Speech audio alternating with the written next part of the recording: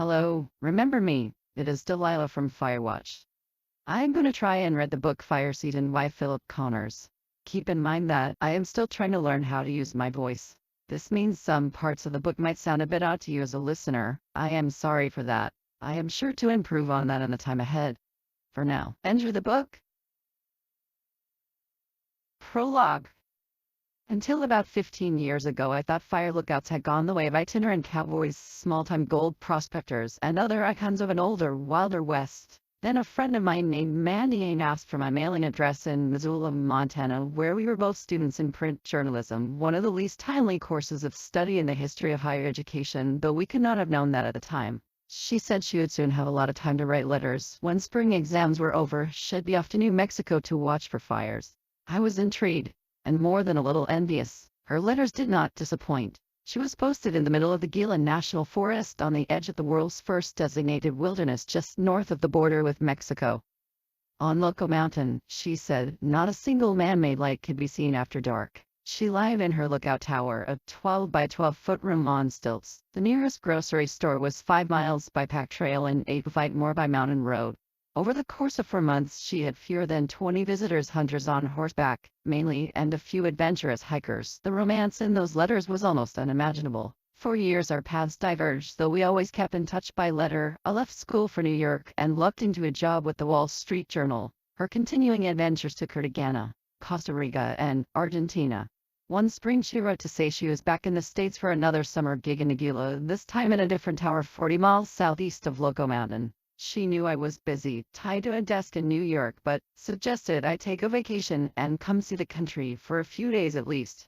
I needed no further urging. It already huddled alone and for no good purpose in the city. And when I finally looked out on that country with 24 mountain ranges I called a name, more mountains than a person could hope to explore on foot in a lifetime, I guess you could say I fell in love at first sight. And what a sight it was! A stretch of country larger than the state of Maryland, nearly 20,000 square miles of desert and forest. Sky Island mountain chains in 3 states and 2 countries. In the afternoons, when NJ sat in the tower keeping watch, I hiked through olderwhat fir and massive groves of quaking aspen. I was unaware of it at the time, but those aspen had grown back in the scar of what was, for almost half a century, the biggest fire on record in the Southwest, the Mucknight Fire of 1915, which burned 50,000 acres along the slopes of the Black Range, much of the fire crown and mature timber, creating a massive stand replacement, the death of one or several tree species, and their total succession by others, though I could not see it yet. I'd been seduced on my walks by that fire, or at least by the effects of the fire.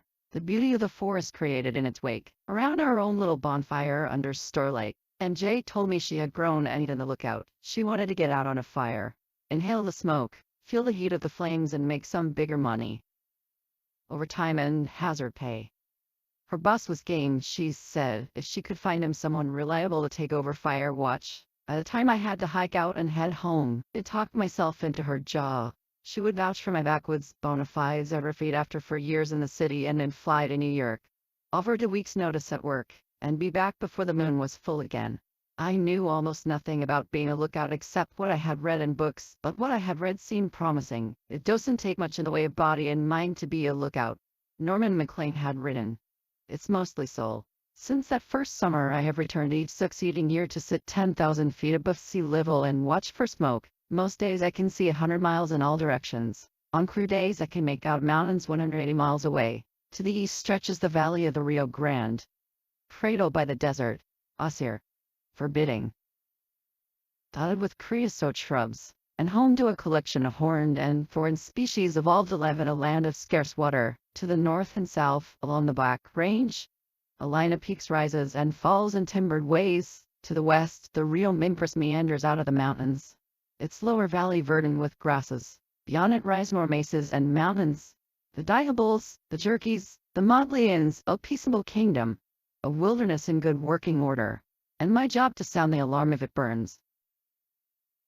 Having spent 8 summers in my little glass-walled perch, I have an intimate acquaintance with the look and feel of the border highlands each week of each month. From April through August, the brutal winds of spring, when gales off the desert gust above 70 miles an hour and the occasional snow squall turns my peak white, the dawning of summer in late May. When the wind abates and the aphids hatch and ladybugs emerge in great clouds from their hibernation, the fires of June, when dry lightning connects with the hills and mesas. Sparking smokes that fill the air with the sweet smell of burning pine, the tremendous storms of July. When the radio antenna sizzles like bacon on a griddle and the lightning makes me flinch as if from the threat of a punch in the blessed intervals of August, when the meadows bloom with wildflowers and the creeks run again. The rain having turned my world a dozen different shades of green. I have seen lunar eclipses and desert sandstorms and lightning that made my hair stand on end. I have seen fires burn so hot they made their own weather. I've watched deer and elk frolic in the meadow below me and pine trees explode in a blue ball of smoke. If there's a better job anywhere on the planet, I would like to know what it is. The work has changed remarkably little over the course of the past century, except in its increasing scarcity. 90% of American lookout towers have been decommissioned, and only a few hundred of us remain, mostly in the West and the last. Nonetheless, when the last lookout tower is retired, our stories will live on. Jack Kerouac worked a summer on Desolation Peak in the North Cadiz in 1950s, an experience he mined for parts of 10 novels, The Dormabums and Desolation Angels. He secured the job through a recommendation by his friend the poet Gary Snyder, who worked summers onto different lookouts in the same national forest and wrote several fine poems about the experience. During the 1960s and 70s, the old rector Edward A. worked as a lookout in various postings, from Glacier National Park to the Grand Canyon. He wrote 2 essays on the subject and made a fire lookout the main character in his novel Black Sun, the book he claimed he loved most among all his works. And Norman MacLean, in his great book A River Runs Through It, wrote a lightly fictionalized story about his one summer as a lookout on the Selway Forest in northern Idaho, over the Bitterroot Divide from his home in Missoula, Montana. Based on their reminiscences, I am pretty sure the qualifications to be a wilderness lookout remain the same as they ever were. Blind, deaf, or mute must be able to see fires, hear the radio, respond when called, directly for extreme patience while waiting for smokes, when good arm to cut wood, pro good legs for hiking to a remote post, ability to keep oneself and utilitarian for living in proximity to rodents, a touch of paramania, though only of the non-prosperity variety. Between 5 and 15 times a year I am the first to see a smoke, and on these occasions I use the one essential fire spading till aside, of course from a sharp pair of eyes, augmented by fancy binoculars. That tool is the Osborne Firefinder, which consists of a topographic map encircled by a rotating metal ring equipped with a sighting device. The sighting device allows you to discern the directional bearing of the fire from your location. The directional bearing, called an azimuth, is expressed by degree markings along the outside edge of the ring, with 360 degrees being oriented with true north. Once you have an azimuth, you must then judge the fire's distance from your perch. The easiest way to do this: alert another lookout able to spot the smoke, have her take her own azimuth reading, and triangulate your lines. We lookouts call this a cross, as in, can you give me a cross on this smoke I'm seeing at my azimuth of 170 degrees and 30 minutes? If this can't be done, the smoke is too small to be seen by another lookout, or its source is hidden by a ridge you're thrown back on your knowledge of the country. Protocol dictates that you locate each fire by its legal description, or what we in the trade simply call its legal ID within 1 square mile. By township, range, and section, the square world overlay on American property maps. A new smoke often looks beautiful, a wisp of white like a feather, a single snap puffing a little finger of smoke in the air. You see it before it has a name. In fact, you are about to give it one after you nail down its location and call it into dispatch. We try to name the fires after a nearby landmark, a canyon, peak, or spring, but there is often a touch of poetic license involved. Some years there is more than one fire in a place called Drummond Canyon. Knowing this, I will name the first the Drum Fire, the second the World Fire, keeping in my hip pocket the possibility of a third fire I can call Drummond, or say a fire pops up in Railroad Canyon. But there's already been a railroad fire that year. Something like Caboose Fire would be acceptable. The life of the lookout, then, is a blend of monotony, geometry, and poetry, with healthy dollops of frivolity and sloth. It is a life that encourages thrift and self-sufficiency, intimacy with weather and wild creatures. We are paid to master the art of solitude, and we are about as free as working folk can be. To be solitary in such a place and such a way is not to be alone. Instead, one feels a certain kind of dignity. There are other lookouts on other peaks in the same forest with stunning stretches of country beneath them, 10 of them still in the Gila, to be precise, but none of them quite like mine. Dignity and singularity, these are among the blessings of solitude in a high place. I harbor no illusion that our job will last forever. Some in the Forest Service have predicted our obsolescence within a decade. I know more powerful radios, more sophisticated satellites, even drone airplanes and never-ending dreams of the techno-fetishists. For now we remain indispensable because the Gila is so rugged that direct communication between crews and dispatchers cannot be had from certain places. Lookouts are sometimes the only link to the outside world for backcountry crews of all kinds. Fire, trails, game and fish. Just as important is the fact that we remain far less expensive than continuous aerial surveillance. Still, there is little doubt in practicing a vocation in its twilight.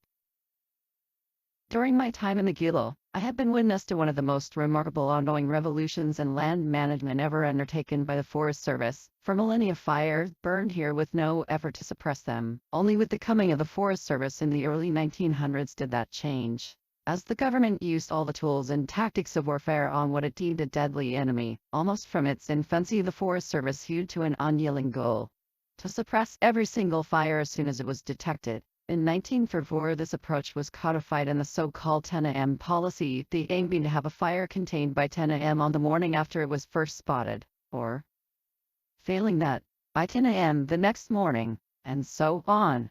For another several decades that remained the protocol on every single wildfire in the West. By the late 1960s, ecologists and fire officials had begun to understand just how badly the total suppression strategy had warped whole ecosystems. A tinderbox of thick fields had built up, trying to explode.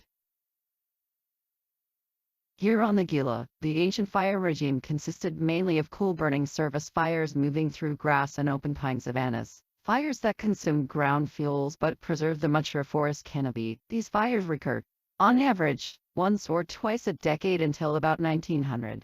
Then, amid heavy livestock grazing and an absence of fire, pinyon and juniper crowded on grasslands where quickening ground fire had once kept the saplings in check. Most careful scientists are quick to claim that climate may also have played a role in pin and juniper colonization.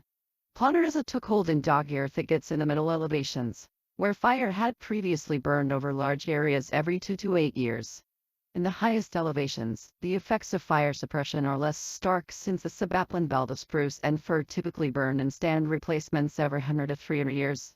Still, it seems safe to surmise that an absence of both small and large crown fires crowded the aspen, which thrive in places disturbed by fire. And no one disputes that as the 20th century drew to a close, fires were burning hotter over larger and larger areas of the West, a result of the militaristic ideology that for most of the past 100 years painted fire as the enemy of forests.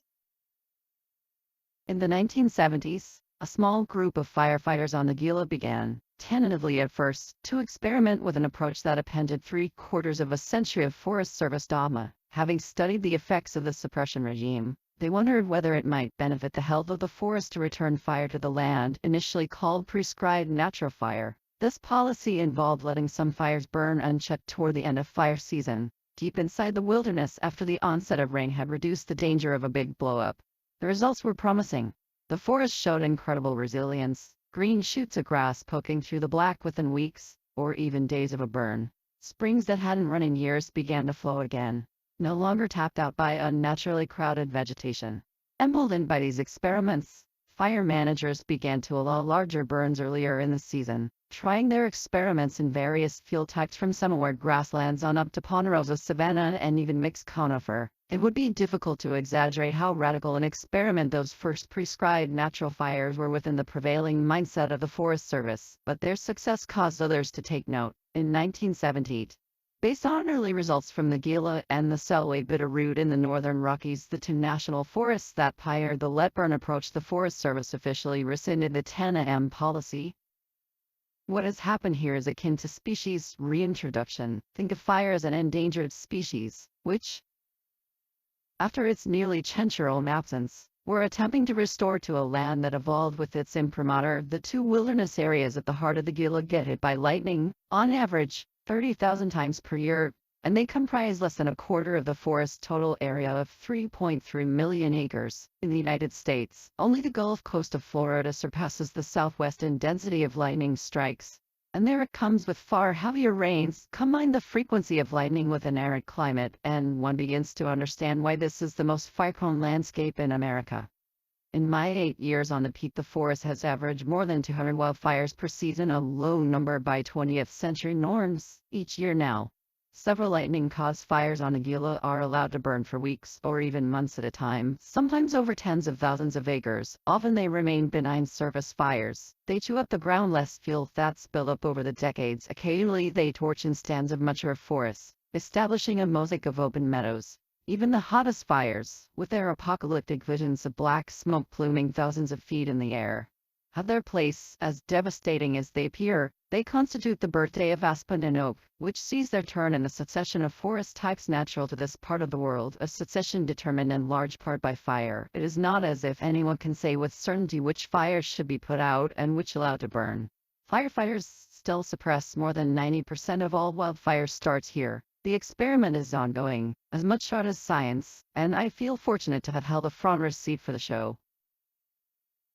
The Lookout's purpose has evolved along with our understanding of fire's intrinsic value. No longer are we merely a first alarm system alerting authorities to the presence of a destructive force, whereupon men and women descend in parachutes and helicopters to quash it. Now, on some smokes, we work with fire managers and fire use modules, keeping radio contact with crews on the ground as a fire does its ancient work, offering eyes in the sky as we monitor the course of a blaze that may, in the end, spread across dozens or even hundreds of square miles. In 2003, for instance, I watched a fire in the heart of the Gila wilderness burn for 2 months, over 98,000 acres, an area 2.5 times that of the District of Columbia.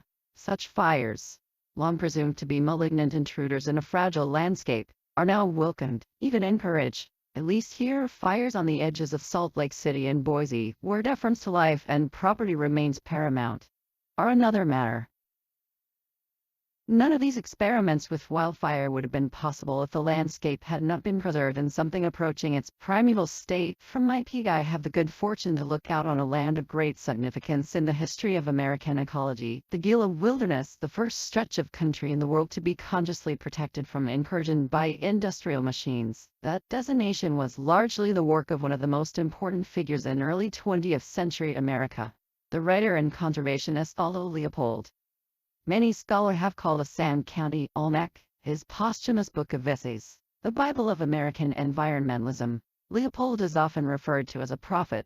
Like most who attract such labels, he honed a late message that was both radical and difficult, even while expressed with an aphoristic beauty seldom matched in American writing on the natural world. To arrive at such a style, not to mention its moral depth, took Leopold a lifetime of close observation, deep thinking, and a willingness to change that thinking when his ideas prove an insufficient match for the land's complexity. Though he's often associated with Wisconsin, where he lived the last 20 years of his life, it was here in the Southwest, in the country stretching from the Rio Chama of northern New Mexico south to the Gila and west across Arizona to the Grand Canyon, that Leopold unlearned most of what he assumed and had been taught about man's relationship with the earth. In this vast and arid terrain encompassing for the 6 life zones, he developed an influential argument in favor of wilderness with profound effects on the American landscape, some of them felt most tangibly on the stretch of country outside my windows.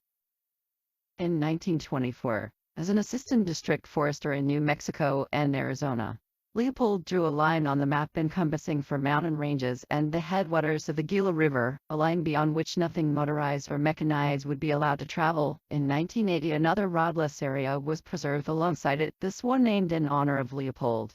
More than 200,000 acres running along the crest of the Black Range and down its slopes to the east and west, into the foothills and mesas in its shadow. This would seem an appropriate homage to a man who not only conceived of and drew the boundaries of the world's first wilderness, but founded the field of wildlife management, helped pioneer the study of true rings for evidence of fire history, and articulated a philosophy, the land ethic, that inspired subsequent generations of environmental thinkers. The Gila Wilderness served as a guiding example for that capstone of the American preservation movement, the 1906 Wilderness Act. By leaving a big stretch of country unroaded and unpopulated, it also removed the major obstacles to large-scale burns, the presence of private property and the existence of communities impacted by smoke. For we must acknowledge a simple fact: smoke and flames make people nervous, whether they're watching from the front porch of a mountain cabin or from the back deck of a home in town. The 2 wilderness areas at the heart of the Gila give forest officials a buffer of safety between humans and fire.